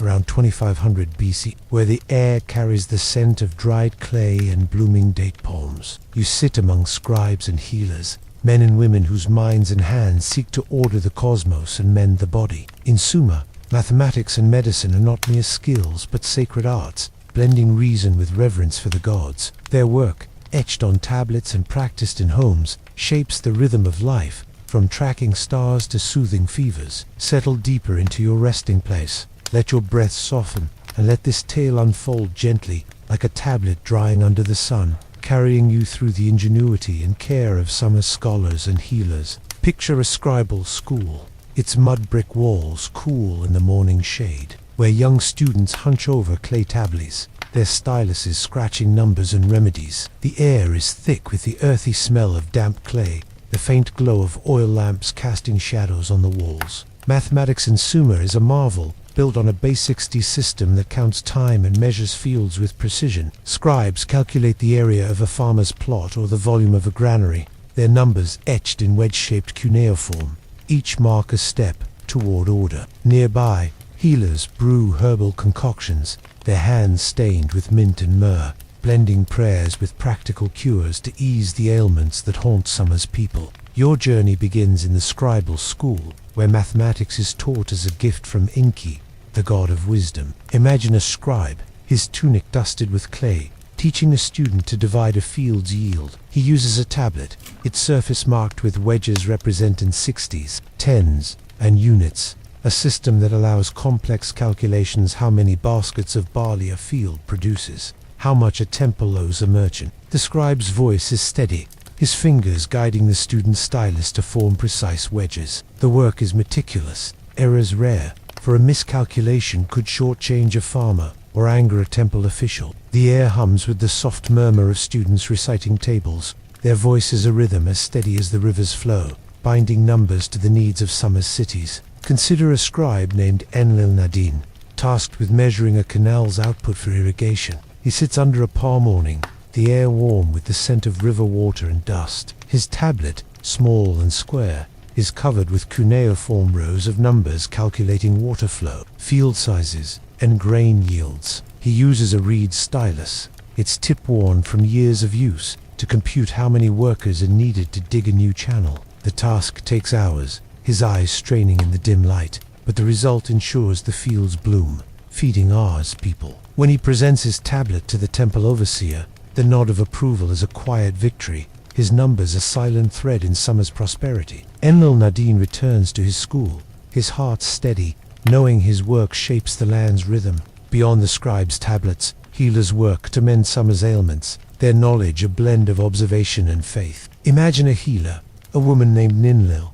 in a small room off the market, her shelves lined with clay jars of herbs, mint, coriander, licorice root. The air is sharp with their scent, mingled with the smoke of a cedarwood fire. She treats a fevered child, her hands gentle as she applies a poultice, its coolness soothing the skin. She murmurs a prayer to Gula, goddess of healing, asking for the child's strength to return like a river after drought. Her remedies, written on tablets, include honey for wounds and barley water for digestion, their recipes passed down through generations. Her work is a quiet act of care, her presence a comfort in a world where illness lurks like a shadow. One evening Ninlil is called to a merchant's home, where a man suffers from a cough that rattles his chest. She carries a basket of herbs, her sandals soft on the packed dirt. The room is dim, lit by a single lamp, the air heavy with the scent of sickness. She brews a tea of licorice and myrrh, its steam curling upward, and holds the cup to the man's lips,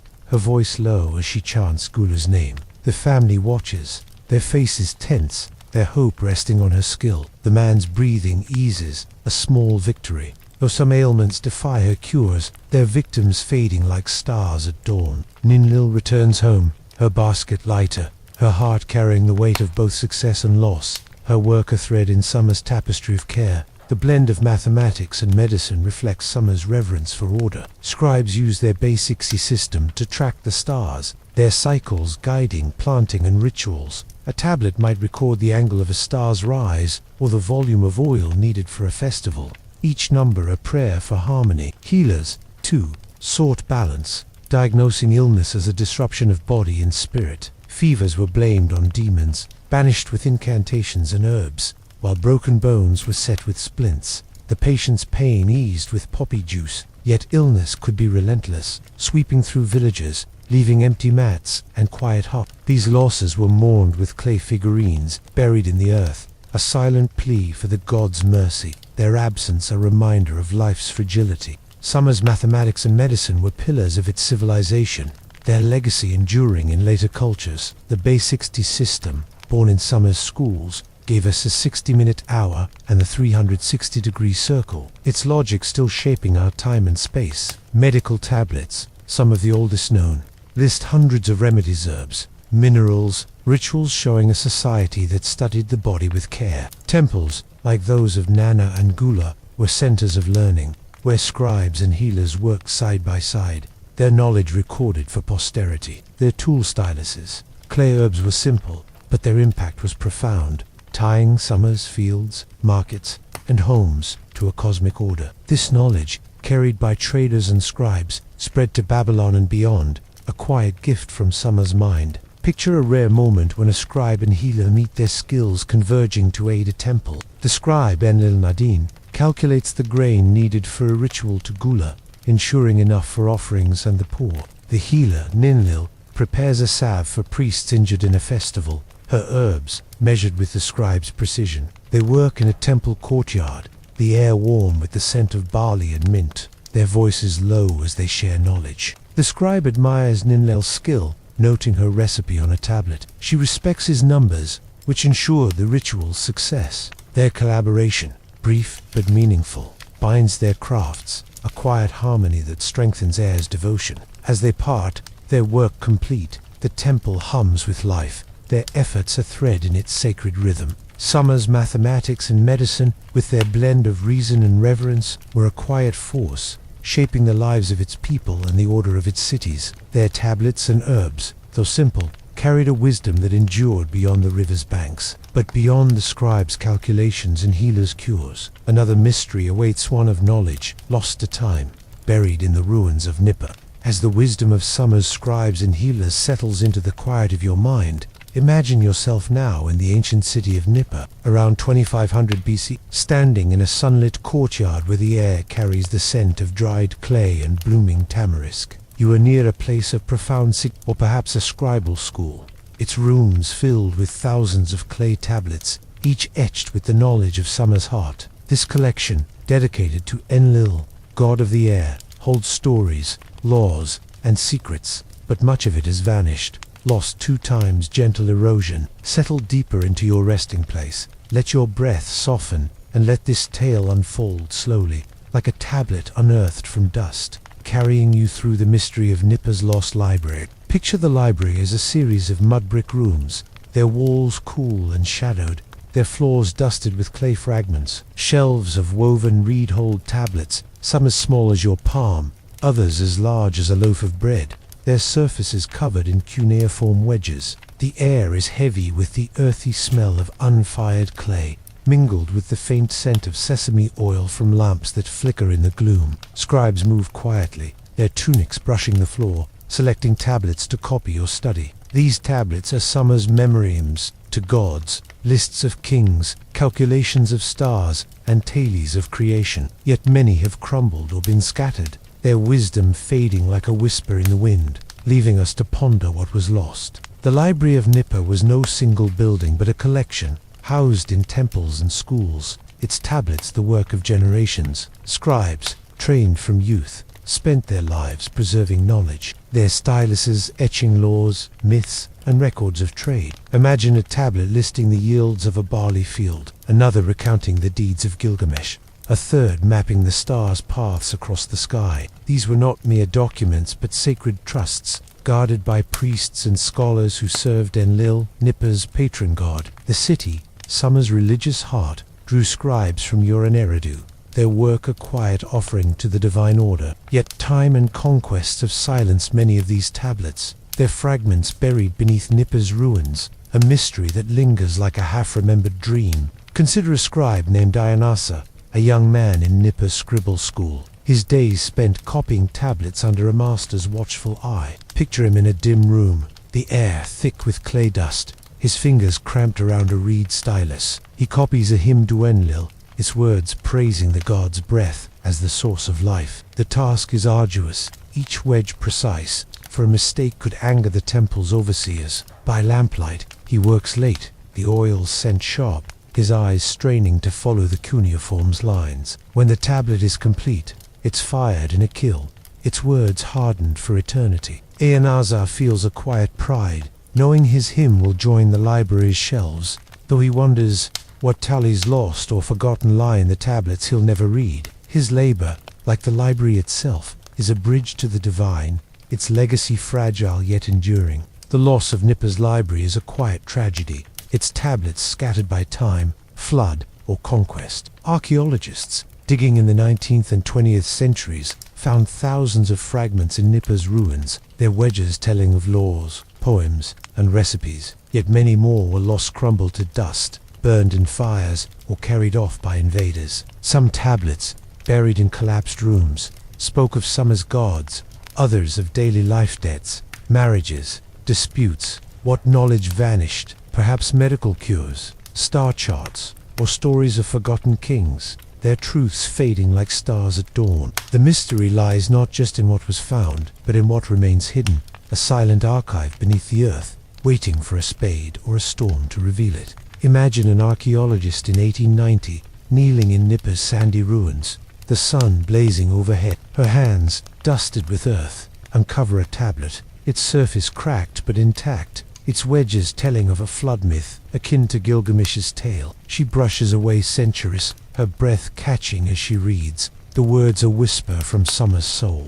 The tablet joins other hymns, contracts, star table Ziche, piece of the library's puzzle. Yet she knows most tablets are gone, destroyed by time or looters, their knowledge lost, like water seeping into sand. Her work, like the scribe's own, is a labor of preservation, piecing together Nipa's legacy, though the gaps remain, a quiet ache in the heart of history. She packs the tablet carefully, its weight a connection to a world long silent. The library's tablets, when whole, was Summer's mind, capturing its faith, laws, and learning. They recorded the phases of the moon, guiding farmers planting. They listed laws, ensuring justice in markets. They preserved hymns, binding the people to their gods. The loss of these tablets was not just a loss of words, but of a world's understanding, its order unraveling like a frayed reed mat. Yet what remains fragments in museums, translations by scholars, authors, glimpses of Nipa's brilliance. The library's mystery lies in its dual nature, a treasure partly saved, partly lost. Its secrets, a gentle lure for those who ponder Summer's past. Nipa's library was one of many in Sumer, alongside archives in Uruk and Ur, each a repository of cuneiform wisdom. These collections, centered in temples, were the heart of Sumerian learning, where scribes studied mathematics, astronomy, and literature. The tablets, fired to last, were meant to endure, yet floods, wars, and time claimed many. The library's loss reflects Summer's fragility, its cities rising and falling with the river's whims. Yet its surviving tablets, some 30,000 from Nipa-Alonaville, a society of staggering depth, its knowledge shaping Babylon, Assyria, and beyond. The cuneiform script, born in Sumer, carried stories and laws across millennia, a quiet legacy that echoes in our own writing and numbers. Picture a priest in Nipa, years after a flood has damaged the library, standing in a ruined room. The air is damp, the scent of mud heavy, the shelves collapsed, tablets cracked like broken shells. He kneels, salvaging what he can, his hands trembling as he lifts a fragment etched with a hymn to Enlil. He mourns the lost tablets, their words, laws, prayers, histories dissolved like mist. Yet he gathers the survivors, placing them in a new chamber, his chants a plea for Enlil's forgiveness. The flood, he believes, was a divine warning, its waters a reminder of the god's power. His work, though small, preserves a piece of Nipa's soul, his faith a thread connecting past to future, a quiet act of defiance against time's erosion. Nipa's lost library, with its vanished tablets and enduring fragments, is a testament to Summer's quest for knowledge, its scribes and priests, weaving a legacy that time could not fully erase. Its mystery invites us to wonder, to imagine the stories buried beneath the earth, waiting in silence. But beyond the library's quiet ruins, another world comes alive, one of ritual and celebration, where Summer's people honored their gods. As the silent mystery of Nipa's lost library fades into the dust of time, imagine yourself now in the heart of your around 2500 BCE, standing among a crowd, gathered for a festival to honor Dumuzi, the shepherd god, beloved of Anu. The air is warm, heavy with the scent of roasted barley and blooming jasmine. The streets alive with the flicker of torches and the rhythm of lyres. This is the festival of Dumuzi, a time of celebration and mourning, where Sumerians renew their bond with the gods, seeking fertility for their fields and hope for their souls. Settle deeper into your resting place. Let your breath soften, and let this tale unfold gently, like a garland laid upon an altar, carrying you through the sacred rhythms of Summer's devotion. Picture R's streets transformed, draped with woven mats and branches of tamarisk, their green tips swaying in the evening breeze. The crowd is a sea of linen tunics, their colors muted in the torchlight. Weavers, merchants, all drawn to the temple of Anu. At the center of the festival is Dumuzi, the god whose love for Inanna and descent to the underworld mirrors the cycle of seasons, his story a promise of renewal. The air hums with music, drums, flutes, and voices chanting laments for Dumuzi's loss, then joyful hymns for his return. You stand at the crowd's edge, a clay offering in your hands, feeling the city's heartbeat, its people united in a shared act of faith. The festival begins at dusk, when the sky deepens to a velvet blue, and the first stars appear. Priests and priestesses, their robes fringed with beads, led a procession from the temple, bearing baskets of grain and jars of oil. The crowd parts, their voices hushed, as a high priestess raises a hymn to an her words a plea for Dumuzi's return from the underworld. You join the throng, your sandals soft on the packed dirt, carrying a small clay figurine shaped like a sheep, an offering crafted in your home. The air is thick with the scent of burning cedar, its smoke curling upward, a bridge to the gods. The ritual is both solemn and joyous, a reminder that life and loss are woven together like reeds in a Sumerian boat. Consider a weaver, perhaps one we met in the marshes, preparing for the festival. Picture her in her hut, the air warm with the scent of baked clay, shaping a figurine for Dumuzi. Her hands, calloused from weaving, mold the clay with care, her fingers tracing the sheep's curves, its form a prayer for her fields to yield. She joins the procession, her children at her side, their small hands clutching reeds to wave in the crowd. The temple looms ahead, its ziggurat glowing under torchlight, and she places her figurine on an altar, its weight a quiet vow. The priestess's chant washes over her, a melody of loss and hope, and she feels connected, her offering a thread in the festival's tapestry. As she returns home, the music lingers, a comfort against the toil of her days. The festival's heart is its rituals, each act a step in honoring Dumuzi. Priests pour oil into a fire, its flames leaping, a symbol of the god's life returning to the land. A lamb is brought forward, its wool soft under the priest's hand, its life offered swiftly to Inanna, a gift to ensure the field's fertility. The moment is solemn, its weight felt in the crowd's silence, though the act is spoken of as a passage, a life given to renew the earth. Women in the crowd wail softly, their laments echoing Dumuzi's descent, their voices a tide of grief that rises and falls. Then, as the night deepens, the mood shifts, drums quicken, and dancers swirl, their linen skirts catching the firelight, celebrating Dumuzi's return, a promise of spring's green. Imagine a young dancer, trained in the temple, preparing for her role in the festival. She rises at dawn, bathing in a canal, the water cool against her skin, her hair braided with beads that clinked softly. In a temple courtyard, she practices her steps, her feet light on the stone, her movements a prayer to Inanna. The air is warm, scented with myrrh, and her teacher, an older priestess, guides her with a gentle voice, correcting a turn or a gesture.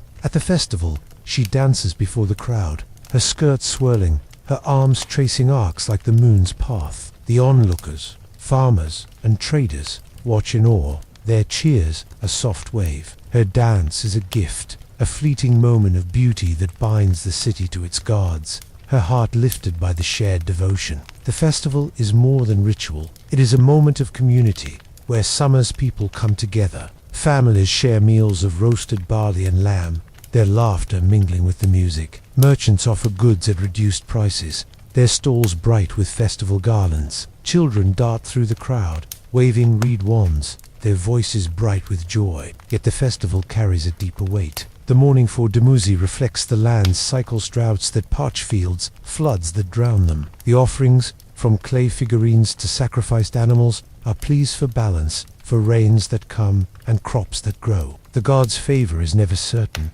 and the festival is a collective prayer, its rituals a shield against the land's caprice. Festivals like Dumuzi's were the heartbeat of Sumerian religion, tying cities to their gods. Each city or Eridu Nippur honored its patron deity with rites, from the Akicha festival for Marduk to Inanna's celebrations in Uruk. These events, timed with the seasons, marked planting or harvest, their rituals ensuring divine favor. Temples organized the festivals, their priests and priestesses guiding the chants and offerings. The story of Dumuzi and Inanna, preserved on tablets, was central to summer's faith, its cycle of death and rebirth, a mirror of the land's rhythms. These festivals were also economic engines, drawing traders and pilgrims, their offerings swelling temple coffers. Their legacy, carried by later cultures, shaped Mesopotamian worship, a quiet thread through time. Picture a farmer, his fields parched by a dry season, joining the festival with a heavy heart. He carries a basket of barley, his last reserve, as an offering to Dumuzi. The air is warm,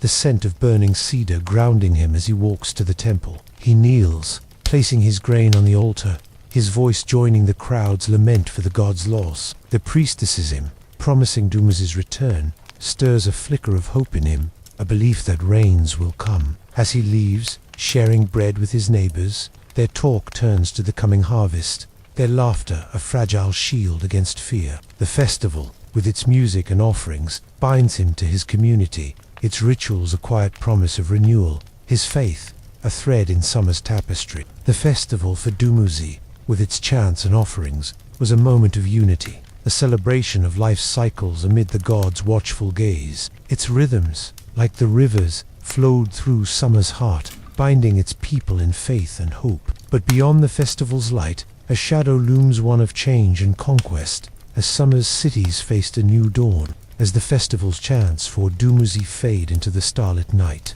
Imagine yourself now on the outskirts of your around 2334 BCE, where the air carries the scent of dust and distant campfires. The horizon hums with a new presence, the march of an army led by Sargon, a king from whose ambition will reshape summer's cities. This is the moment of the Akkadian conquest, when your Uruk and their neighbors fell under a single rule, their independence fading like a river into a greater stream. Settle deeper into your resting place, let your breath soften, and let this tale unfold gently, like dust settling after a storm, carrying you through the tides of change that swept through summer's heart. Picture Air's walls, their mud brick surfaces glowing under the sun, standing as a bulwark against the plain. The city is a jewel of Sumer, its ziggurat towering, its markets bustling, yet whispers of Sargon's rise stir uneasy. He is a man of humble origins, a cupbearer turned conqueror, his name spoken with both awe and fear.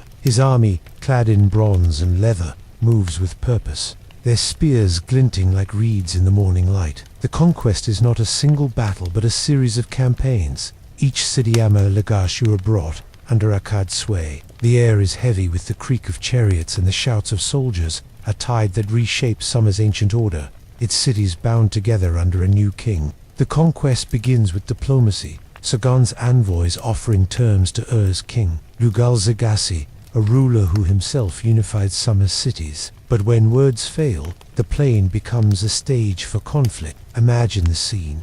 Ar's soldiers, their shields raised, stand before the city gates, their bronze helmets catching the sun. Akkadian forces, larger and disciplined, advance, their chariots rumbling like thunder across the earth. The clash is fierce but brief, a storm that scatters lives like leaves. Your falls, its gates opened, its king humbled, his rule fading like a shadow at dusk. The aftermath is not one of ruin but of change. Sargon's rule brings new laws, new scribes, and a blending of Sumerian and Akkadian ways, a union as complex as the rivers that feed the land. Consider a soldier from yore, a young man named Enkidu, standing among his comrades as the Akkadians approach. His hands grip a spear, its shaft worn from drills, the air thick with the scent of leather and fear. He fights not for glory but for his city, his family waiting in a reed-roofed hut. The battle is a blurred dust rising, spears clashing, the cries of men fading into silence. Enkidu survives, but Air's defeat weighs heavy, his pride tempered by the sight of Akkadian banners over the city. He returns home,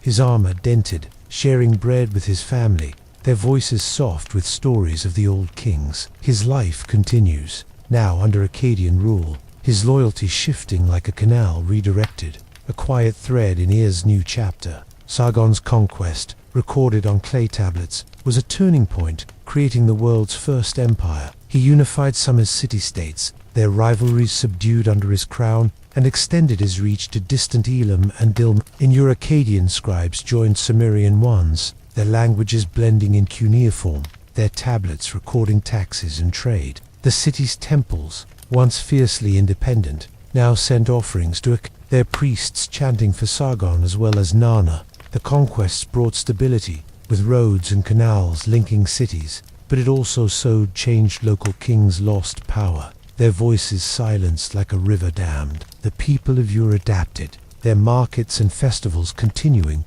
though under a new shadow, their lives woven into a larger tapestry. Imagine a scribe in Ur, named Ninurta, tasked with recording the city's tribute to Sargon. He sits in a temple courtyard, the air warm with the scent of date blossoms, his stylus scratching on a clay tablet. Before the conquest, he served Ur's king, his tablets praising local gods. Now, he writes in Akkadian as well as Sumerian, his wedges tracing Sargon's decrees, taxes in barley, labor for canals. The change is subtle but profound, his work now serving a distant king. He feels the shift, a quiet loss of Ur's autonomy, yet he takes pride in his precision, his tablet a bridge between old and new. At night, He shares beer with fellow scribes. Their talk of Accads might mingling with memories of ours past. Their voices a soft weave of acceptance and nostalgia. The conquest's impact rippled through Sumer's society. Farmers, like those we met in the marshes,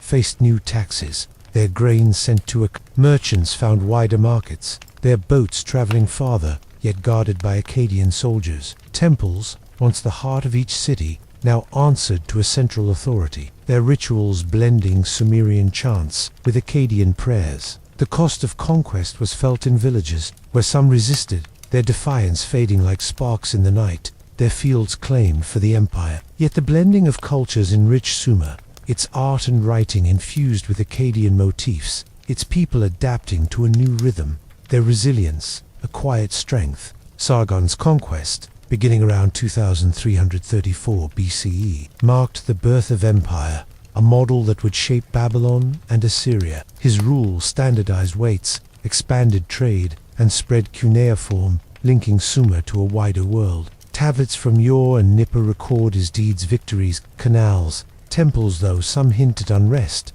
as cities chafed under his yoke. The empire brought prosperity, with goods flowing from Dilmun to the Levant, but its demands strained Sumer's fields and people. When Sargon died, his sons faced rebellions, a reminder that unity was fragile, like a reed boat in a storm. The Akkadian conquest reshaped Sumer, its cities no longer solitary stars but part of a constellation, their light both dimmed and enhanced by empire. Picture a farmer outside Ur, his fields now taxed by Akkadian officials. He rises at dawn, the air cool with the scent of damp earth, guiding his plough through soil enriched by the Euphrates. Before the conquest, his grain fed Ar's temple. Now, a portion goes to Akkad, carried by boats under Akkadian flags. He grumbles, his voice low, but adapts, planting extra rows to meet the demand. At the market, he trades with Akkadian merchants, their language new but their coins familiar. His wife weaves extra cloth, their family enduring, their lives a quiet thread in the empire's weave. At night, by the hearth, he tells his children of Ar's old kings, their stories a soft rebellion against the new order, their hope rooted in the land. The Akkadian conquest, with its triumphs and tensions, wove Sumer into a larger world, its cities bound by Sargon's vision yet forever changed. Its legacy, like the rivers, flowed through time, shaping the land and its people. But beyond the conquest's shadow, Sumer's influence endures, its echoes whispering in the world we know today. As the shadow of Sargon's conquest settles over Sumer's cities, imagine yourself now standing on the banks of the Euphrates, not in 2334 BCE, but in the quiet of today, where the river still flows through modern Iraq, its waters carrying whispers of an ancient world. The air is warm, scented with dust and distant blooms, the horizon dotted with the crumbled remnants of mud brick walls. Sumer, the cradle of cities, has long faded, its cigarettes worn by time, yet its legacy endures, woven into the fabric of our world. This final tale reflects on Sumer's Ecosit's writing, laws, and ways of life that ripple through Mesopotamia and beyond, shaping the present in ways both subtle and profound. Settle deeper into your resting place. Let your breath soften, and let this tale unfold gently, like a river meeting the sea, carrying you toward rest with the quiet comfort of history's continuity. Picture the Sumerian plain as it once was, alive with the hum of your their markets bustling, their temples aglow with torchlight. Now, imagine the same land today, its ruins half buried under sand, yet holding secrets that scholars and dreamers still uncover. Sumer gave the world its first cities, its first written words, its first laws, their foundations laid by weavers, scribes, and priests. These innovations, born in the marshes, flowed through time, touching Babylon, Assyria, and the modern age. The cuneiform wedges, etched in clay, became the root of our alphabets. The calculations of scribes shaped our clocks. The stories of gods and kings linger in our myths. As you listen, let these connections weave a gentle thread between then and now, a reminder that Sumer's heart still beats. Sumer's greatest gift was writing, born in the need to track grain and trade. Imagine a scribe in Uruk, his stylus pressing wedges into clay, recording a merchant's debt or a temple's offerings. Those wedges, simple yet precise, were the first steps toward our books, our contracts, our letters. By 2000 BCE, cuneiform spread to Babylon and beyond, carrying Sumerian hymns and laws to new empires. Today, in museums across the world, these tablets rest under glass, their words deciphered by scholars who trace their lines back to Sumer's rivers. The act of writing, so ordinary now, began in those dusty workshops, its legacy a quiet bridge to our own pens and screens, a thread that binds us to the scribes who first gave voice to thought. Consider a modern scholar in a quiet museum, her desk lit by a soft lamp, the air cool and sterile compared to summer's warmth. She holds a tablet from Nippur, its cuneiform faded but legible, a list of barley rations for weavers. Her fingers trace the wedges, her mind drifting to the hands that shaped Themiscribe. Perhaps, like the one we met, his life bound to clay and temple. She translates the text, her pen scratching paper, revealing a glimpse of summer's economy, its people's daily rhythms. The tablet, small and unassuming, speaks of a world where every grain was counted, every labor recorded. Her work, like the scribes, is a labor of preservation, a quiet act of connecting past to present, her translations breathing life into summer's silent legacy. Summer's laws, too, left an enduring mark. Tablets from your record rules for trade, marriage, and justice. Their fairness, a model for later codes, like Hammurabi's in Babylon. Imagine a judge in Ur, his robe fringed with beads, settling a dispute between merchants, his verdict etched on clay to ensure trust. These laws, rooted in summer's need for order, balanced the needs of farmers, traders, and priests, their principles echoing in our own legal systems. The idea of justice, of contracts sealed with seals, began in summer's courts. Its legacy, a quiet foundation for our courts and contracts, a thread that weaves through centuries to the present day. Picture a farmer in modern Iraq, his fields green along the Euphrates, his plough guided by hands not unlike those of summer's farmers. He knows little of your Onepa,